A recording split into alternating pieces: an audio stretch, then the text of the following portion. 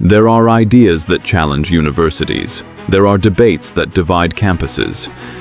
And there are moments when academic freedom itself becomes the battlefield. The central question is this: when does academic freedom protect scholarship? And when does it become a cover for political ideology? Edward H. Kaplan, William N. and Marie A. Beach, professor of operations research at the Yale School of Management and a member of the executive committee of Yale Jewish Academics and Friends, addresses this issue in a powerful analysis published in the Jerusalem Strategic Tribune. His argument is direct. Anti-Israel hostility on American campuses has not disappeared. It has changed form. Since the spring of 2024, many universities have adopted stricter protest rules, known as time, place, and manner restrictions. These rules have reduced the most visible forms of campus disruption: encampments, blockades, occupations of public spaces, disruptive protests outside classrooms, and exams. But Kaplan warns that this visible decline doesn't mean the deeper problem has been solved. The ideology remains, the hostility remains, and in many cases, it has moved from the lawn into the classroom. This is where the debate becomes more serious. Kaplan draws an essential distinction between free speech and academic freedom. Free speech protects the right of individuals to express themselves in the public square. Academic freedom is different. It exists to serve the university's core mission: the creation of knowledge, the preservation of knowledge, the teaching of knowledge, and the dissemination of knowledge. That mission requires rigor. It requires evidence. It requires intellectual honesty. It requires the ability to question assumptions, not simply repeat them. Kaplan's concern is that, under the banner of academic freedom, anti-Israel narratives are increasingly entering university life through seminars, conferences, projects, and courses, not as questions to be examined, but as conclusions already reached.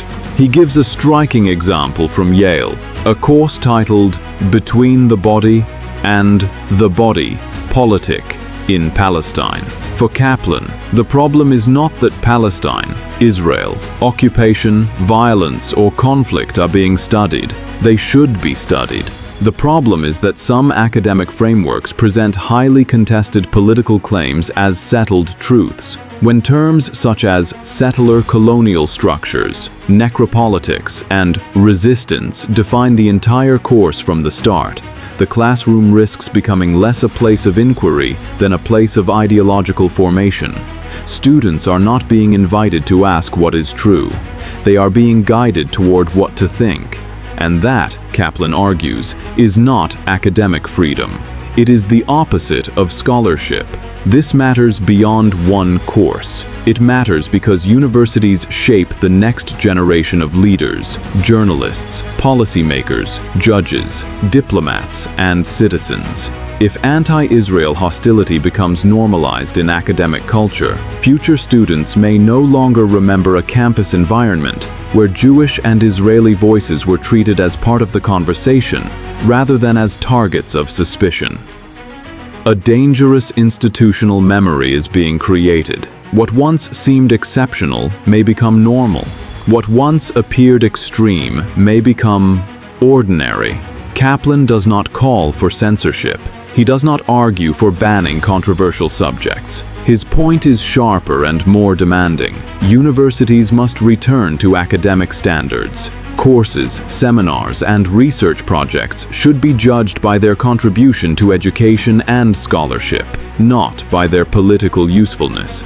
Academic freedom should protect rigorous inquiry, not predetermined conclusions, not political recruitment, not the marginalization of Jewish and Israeli voices. The challenge, then, is not to silence debate. The challenge is to save debate from ideological capture. Because when academic freedom is used to weaken scholarship, the university loses its purpose. And when the university loses its purpose, society loses one of its most important institutions for truth, knowledge, and critical thought.